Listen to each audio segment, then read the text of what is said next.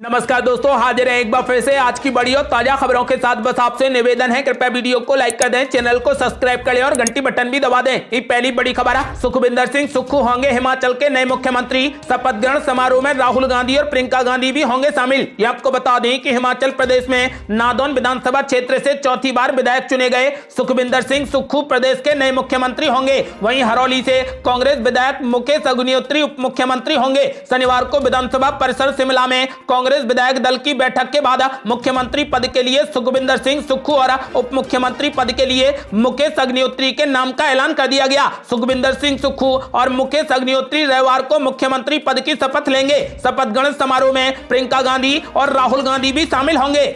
और बड़ी खबर, दिल्ली में गंदे खेल पर उतरी बीजेपी। आम आदमी पार्टी और बीजेपी ने एक दूसरे पर लगाया पार्षदों को खरीदने का आरोप। ये आपको बता दें कि दिल्ली एमसीडी चुनाव के बाद बीजेपी और आम आदमी पार्टी में आरोप प्रत्यारोप लगाने का सिलसिला शुरू हो गया है। बीजेपी मीडिया प्रभारी हरीश खुराना के मुताबिक आम आदमी पार्टी के एजेंट अब बीजेपी पार्षदों को प्रलोभन दे रहे हैं। भारतीय जनता पार्टी ने आम आदमी पार्टी पर आरोप लगाया है कि वो एमसीडी में हाल ही में निर्वाचित पार्षदों को खरीदने की कोशिश कर रही है। बीजेपी के इस आरोप के अब आम आदमी पार्टी सांसद अपने 3 पार्षदों को प्रेस कॉन्फ्रेंस में लेकर पहुंचे। यहां उन्होंने बीजेपी पर पार्षदों को कॉल करके खरीदने का आरोप लगाया है। इस दौरान आम आदमी पार्टी पार्षदों ने धमकी मिलने का भी आरोप लगाया। आम आदमी पार्टी के मुताबिक बीजेपी से क्रॉस वोटिंग के लिए 50 लाख रुपए का ऑफर दिया गया। इससे पहले बीजेपी ने आम आदमी पार्टी पर आरोप लगाए थे कि आम आदमी पार्टी बीजेपी के पार्षदों को तोड़ने के लिए उन्हें प्रलोभन दे रही है। संजय सिंह ने दिल्ली के पुलिस आयुक्त से अपील की है कि वो उन लोगों को गिरफ्तार करें और जेल करें जो लोकतंत्र की हत्या करने की कोशिश कर रहे हैं। अगली बड़ी खबर, बीजेपी ने आम आदमी पार्टी पर लगाया पार्षदों को खरीदने का आरोप। कहा, दिल्ली मेयर चुनाव में समर्थन के बदले आम आदमी पार्टी दे रही ऑफर। यह आपको बता दें कि दिल्ली नगर निगम चुनाव हार चुकी भाजपा की एक महिला पार्षद ने मेयर चुनाव के दौरान आम आदमी पार्टी का समर्थन करने के बदले आकर्षक ऑफर देने का आरोप लगाया है। आम आदमी पार्टी ने इस बार एमसीडी चुनाव में 134 सीटें जीतकर नगर निगम में भाजपा के 15 साल के शासन को खत्म कर दिया। एमसीडी के 250 वार्ड में हुए चुनाव में भाजपा ने 104 सीटें हासिल की हैं, जबकि कांग्रेस पार्टी के हिस्से में 9 सीटें आई हैं। भाजपा पार्षद डॉक्टर मोनिका पंत ने आरोप लगाया कि शिखा गर्ग नाम की एक महिला ने उनसे संपर्क किया है, जिसने उन्हें मेयर चुनाव के दौरान आम आदमी पार्टी को समर्थन के बदले आकर्षक ऑफर दिए। मोनिका पंत आनंद विहार के वार्ड नंबर 206 से भाजपा पार्षद के साथ ही दिल्ली भाजपा महिला मोर्चा की महामंत्री भी हैं। मोनिका पंत ने कहा कि केजरीवाल की एक एजेंट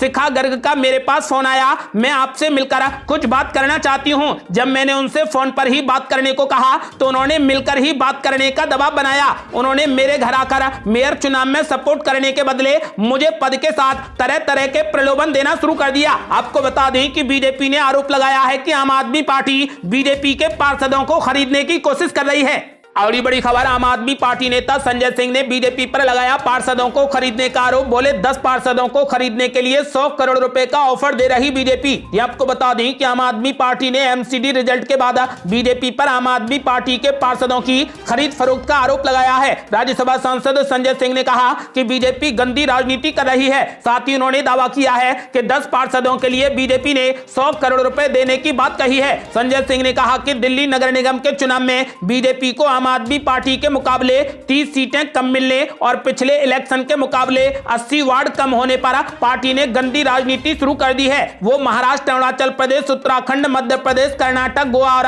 गुजरात के विधायकों की तरह यहां के पार्षदों को भी खरीदना चाहती है। संजय सिंह ने प्रेस कॉन्फ्रेंस की। इस दौरान उन्होंने कहा कि बीजेपी महाराष्ट्र, अरुणाचल प्रदेश, उत्तराखंड, मध्य प्रदेश, कर्नाटक, गोवा और गुजरात के विधायकों की हॉर्स ट्रेडिंग वाला फॉर्मूला दिल्ली में भी लागू करना चाहती है। इसके साथ ही उन्होंने दिल्ली पुलिस से लोकतंत्र की हत्या करने वालों की तुरंत गिरफ्तारी की भी मांग की। आम आदमी पार्टी नेता संजय सिंह ने कहा कि इस देश में जनादेश का, लोकतंत्र का कोई मतलब बचेगा या फिर बीजेपी को खुली छूट है कि खरीद फरोख्त करके सरकारों को गिराए, 30 सीटें कमाने के बावजूद अपना मेयर बनाने की कोशिश करे। बीजेपी किडनैपिंग गैंग बन गया है। इसमें आदेश गुप्ता का नाम आ रहा है। मामले में चुनाव आयोग को हस्तक्षेप करना चाहिए। आम आदमी पार्टी नेता संजय सिंह ने कहा कि योगेंद्र चंदोलिया नाम के शख्स ने पार्षद रोनाक्षी शर्मा को फोन करके कहा कि आपसे दिल्ली बीजेपी अध्यक्ष आदेश गुप्ता बात करना चाहते हैं। उन्होंने दावा किया कि बीजेपी वर्कर और गुप्ता ने कहा कि 10 पार्षदों के लिए 100 करोड़ रुपए हैं। बता दें कि एमसीडी के 250 वार्ड में से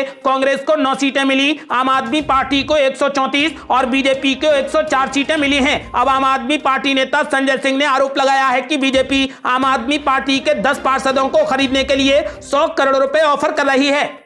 अगली बड़ी खबर, आम आदमी पार्टी पार्षदों को केजरीवाल ने दी बड़ी नसीहत। बोले कोई भी कॉल आए तो उसे रिकॉर्ड कर लेना, इनको करेंगे एक्सपोज। ये आपको बता दें कि मुख्यमंत्री केजरीवाल ने अपने पार्षदों को बड़ी नसीहत दी है। मुख्यमंत्री केजरीवाल ने शनिवार को कहा कि अब तक हमने जितने भी चुनाव लड़े हैं उसमें एमसीडी चुनाव सबसे मुश्किल था। भाजपा ने अपने 6 मुख्यमंत्री 17 केंद्रीय मंत्रियों के साथ पूरी फौज उतार दी। मुख्यमंत्री ने ये बातें पार्टी के नवनिर्वाचित पार्षदों को संबोधित करते हुए कही। इस दौरान उन्होंने भाजपा पर आम आदमी पार्टी के पार्षदों को खरीदने की कोशिश का भी आरोप लगाया। केजरीवाल ने पार्षदों से कहा कि याद रखना कि भाजपा के लोग आम आदमी पार्टी को खरीदने की कोशिश करेंगे। कुछ लोगों के पास में फोन आ रहे हैं, किसी को 10 लाख, किसी को 20 लाख, तो किसी को 50 लाख तक का ऑफर मिल रहा है। लेकिन मुझे पता है कि आम आदमी पार्टी के लोग बिकेंगे नहीं, लेकिन इनका खुलासा करना है। आप लोग फोन रिकॉर्डिंग कर लेना, जो भी कुछ कहे सब रिकॉर्ड कर लेना। उन्होंने कहा कि इनको अब की बार एक्सपोज कर रहेंगे। केजरीवाल ने अपने पार्षदों से साफ कह दिया है कि कोई भी फोन कॉल आए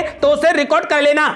अगली बड़ी खबर, दिल्ली में पार्षदों की हो रही खरीद फरोख्त। बीजेपी ने केजरीवाल समेत आम आदमी पार्टी नेताओं के खिलाफ एसीबी में दे दी शिकायत। ये आपको बता दें कि बीजेपी ने दिल्ली में पार्षदों की हॉर्स ट्रेडिंग का आरोप लगाते हुए आम आदमी पार्टी के खिलाफ एंटी करप्शन ब्रांच में शिकायत दर्ज करा दी है। बीजेपी विधायक विजेंद्र गुप्ता के नेतृत्व में एक डेलीगेशन ने शनिवार शाम को एसीबी दफ्तर में जाकर दिल्ली के मुख्यमंत्री अरविंद केजरीवाल और आम आदमी पार्टी के नेताओं के खिलाफ शिकायत दी है। बीजेपी की नवनिर्वाचित पार्षद मोनिका पंत ने अपनी शिकायत में कहा कि मैं वार्ड नंबर 206 से बीजेपी के टिकट पर एमसीडी का चुनाव जीतकर पार्षद बनी हूं। उन्होंने आरोप लगाया कि अरविंद केजरीवाल, सांसद सुशील कुमार गुप्ता, मनीष सिसोदिया और सुशील गुप्ता की प्रतिनिधि शिखा सिंह समेत अन्य आम आदमी पार्टी के लोग बीजेपी के पार्षदों को लालच देकर उनका समर्थन हासिल करने की कोशिश कर रहे हैं।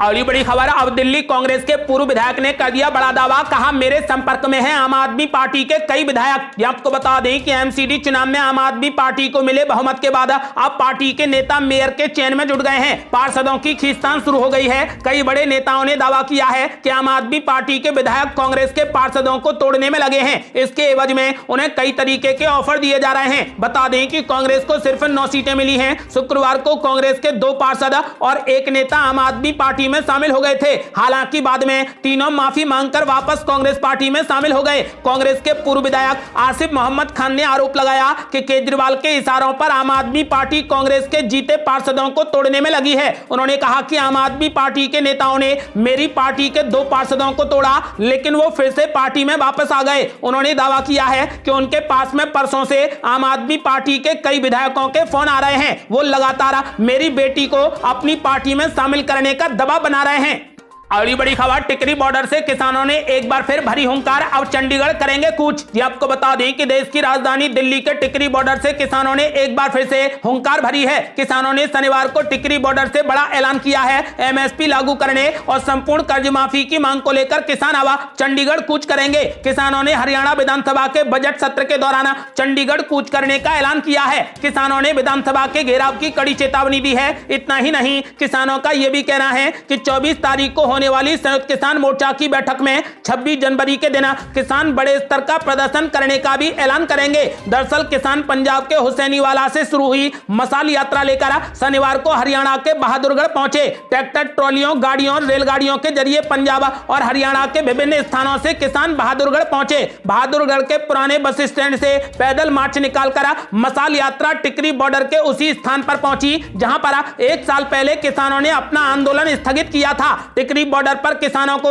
दिल्ली जाने से रोकने के लिए भारी सुरक्षा बल तैनात किया गया था, लेकिन किसानों ने पहले ही यह बता दिया था कि वो इस बार दिल्ली नहीं जा रहे। किसानों की मशाल यात्रा के कारण करीब 1 घंटे तक दिल्ली रोहतक नेशनल हाईवे जाम रहा। किसान सड़क पर ही बैठ गए और आंदोलन की आगे की रणनीति की घोषणा कर दी। किसान नेता मनदीप नथवान ने कहा कि एमएसपी की मांग को लेकर अभी तो वे चंडीगढ़ में विधानसभा के घेराव की चेतावनी दे रहे हैं, लेकिन एमएसपी की मांग पूरी करवाने के लिए किसानों को अगर लाल किले तक जाना पड़ा तो भी किसान पीछे नहीं हटेंगे।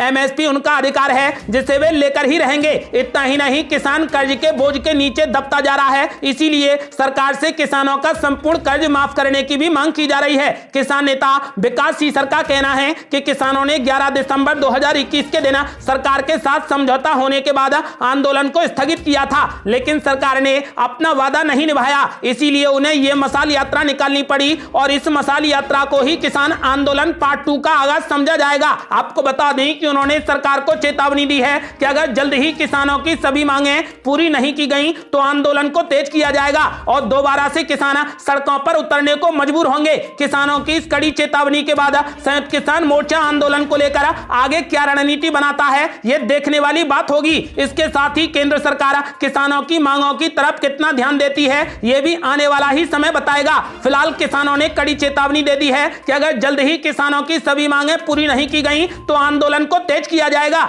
अगली बड़ी खबर, मैनपुरी जीतने के बाद अखिलेश यादव ने जनता का जताया आभार। रामपुर पर बोले कि वो चुनाव तो पुलिस ने लड़ा था। ये आपको बता दें कि समाजवादी पार्टी के अध्यक्ष अखिलेश यादव ने मैनपुरी जीतने के बाद आज प्रेस कॉन्फ्रेंस की। मैनपुरी से उनकी पत्नी डिंपल यादव चुनावी मैदान में थी, जो कि अब जीत गई हैं। इस जीत के बाद सपा प्रमुख अखिलेश यादव ने कहा कि मैं मैनपुरी की हर गांव की जनता का आभार प्रकट करता हूं। अखिलेश यादव ने कहा कि अभी कुछ दिन पहले चुनाव हुआ था जो बीजेपी की नकारात्मक राजनीति के खिलाफ मतदान हुआ है। अखिलेश यादव ने कहा कि मैं संकल्प लेता हूं कि हम सब लोग नेताजी के दिखाए रास्ते पर चलेंगे। अखिलेश यादव ने कहा कि मैनपुरी के हर एक मतदाता ने जाति धर्म से ऊपर उठकर मतदान किया है। लोगों ने मैनपुरी के विकास पर मतदान किया है। रामपुर में हार पर अखिलेश यादव ने कहा कि रामपुर में जो चुनाव हुआ वो पुलिस ने लड़ा है। व्यवस्था पर सवाल खड़े करते हुए अखिलेश यादव ने कहा कि आपको अधिकार नहीं होगा वोट डालने के लिए, हमारी आपकी सबकी आजादी छीन ली जाएगी। आपको बता दें कि अखिलेश यादव ने रामपुर हार पर साफ कहा है कि वो चुनाव हमने नहीं बल्कि वो चुनाव तो पुलिस ने लड़ा था।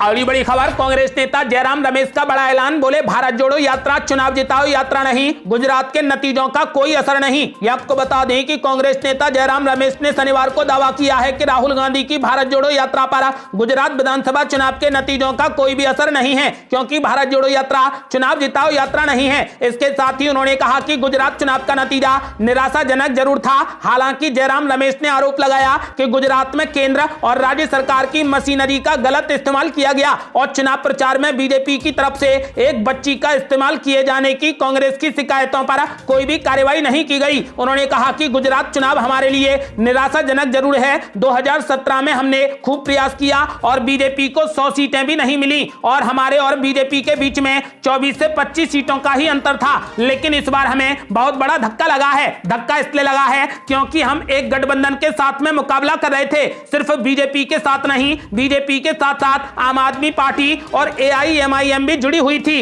और आम आदमी पार्टी और एआईएमआईएम का कांग्रेस का वोट काटना ही एक मकसद था। जयराम रमेश ने कहा कि कांग्रेस के वोट शेयर में भारी गिरावट आई है, यह 40% से 27% हुआ है, लेकिन मैं समझता हूं कि 27% एक फाउंडेशन है। अगले 5 साल में एक चुनाव में 27 से 40% पर जाना मुश्किल नहीं है। आपको बता दें कि जयराम रमेश ने साफ कर दिया है कि भारत जोड़ो यात्रा चुनाव जिताओ यात्रा नहीं है।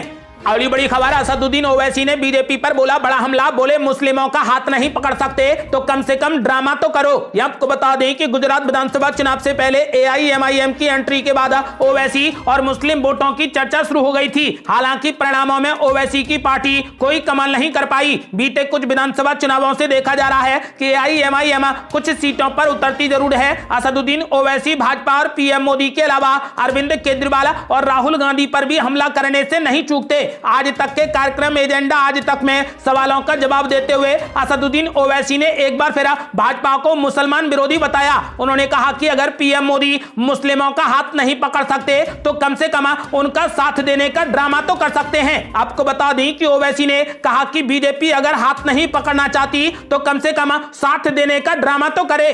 अगली बड़ी खबर, आम आदमी पार्टी नेता राघव चड्ढा ने बीजेपी पर बोला बड़ा हमला। बोले तुम्हारी जीत से ज्यादा हमारी हार के चर्चे। चुनाव हारे लेकिन 41 लाख गुजरातियों का जीत लिया दिल। ये आपको बता दें कि गुरुवार को आए गुजरात के नतीजों में भारतीय जनता पार्टी की रिकॉर्ड जीत पर आम आदमी पार्टी के नेता राघव चड्ढा ने बीजेपी को बधाई दी, साथ ही भाजपा पर प्रहार भी किया। उन्होंने कहा कि हम चुनाव भले ही हारे हों लेकिन हमने 41 लाख गुजरातियों का दिल जीता है। गुजरात में आम आदमी पार्टी की हार पर हर तरफ से पूछे जा रहे सवालों के जवाब राघव चड्ढा ने एक शेर सुना कर दिया। उन्होंने कहा कि अपनी जीत पर इतना भी गुमान ना कर ए बेखबर, शहर में तेरी जीत से ज्यादा हमारी हार के चर्चे हैं। गुरुवार को आए गुजरात के नतीजों में भारतीय जनता पार्टी की रिकॉर्ड जीत हुई है। आपको बता दें कि जिस पर राघव चड्ढा ने साफ कहा है कि हम चुनाव जरूर हारे हैं लेकिन हमने 41 लाख गुजरातियों का दिल जीता है।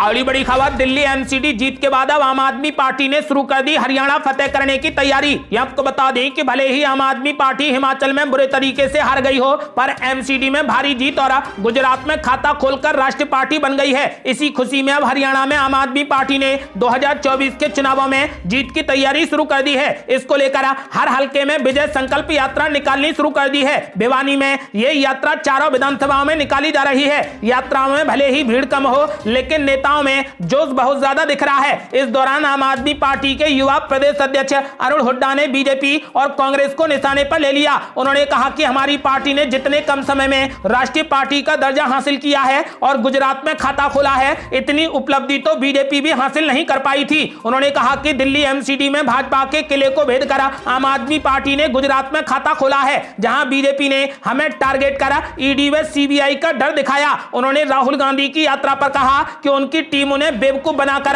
कांग्रेस को गड्ढे में डाल रही है। यही नहीं, कांग्रेस में रहकर चंद लोग कांग्रेस को ही खत्म करने में लगे हैं। उन्होंने कहा कि यह विजय संकल्प यात्रा 2024 की जीत का आगाज है। अगली बड़ी खबर, गुजरात जीतकर भाजपा ने भरी 2024 के लिए हुंकार, अब 9 राज्यों के चुनाव का इंतजार। ये आपको बता दें कि गुजरात में जोरदार जीत के साथ भारतीय जनता पार्टी ने 2024 के लोकसभा चुनाव के लिए हुंकार भर दी है। हालांकि इसके इस सफर में अभी कई छोटे बड़े पड़ाव आने वाले हैं। अब से लेकर अगले लोकसभा चुनाव के बीच में कुल 9 राज्यों में चुनाव होने वाले हैं। जाहिर सी बात है कि भाजपा की नजर इन चुनावों पर होगी। इन चुनावों में जीत हासिल करके वो आगामी लोकसभा चुनाव के लिए अपनी तैयारी और पुख्ता करना चाहेगी। आपको बता दें कि फिलहाल बीजेपी ने 2024 के चुनाव के लिए अभी से रणनीति तैयार करना शुरू कर दी है। ये थी अब तक की बेहद बड़ी खबरें। आपका क्या मानना है, इस बार 2024 में केंद्र में किस पार्टी की सरकार आने वाली है? अपनी राय हमें वीडियो लाइक कर कमेंट बॉक्स में जरूर दें। ऐसी ही ताजा और न्यू अपडेट जानने के लिए हमारे चैनल को लाल बटन दबाकर सब्सक्राइब करें और अपने मोबाइल पर मैसेज पाने के लिए घंटी बटन भी दबा दें। जल्दी मिलते हैं बड़ी अपडेट के साथ, तब तक के लिए जय हिंद, जय भारत।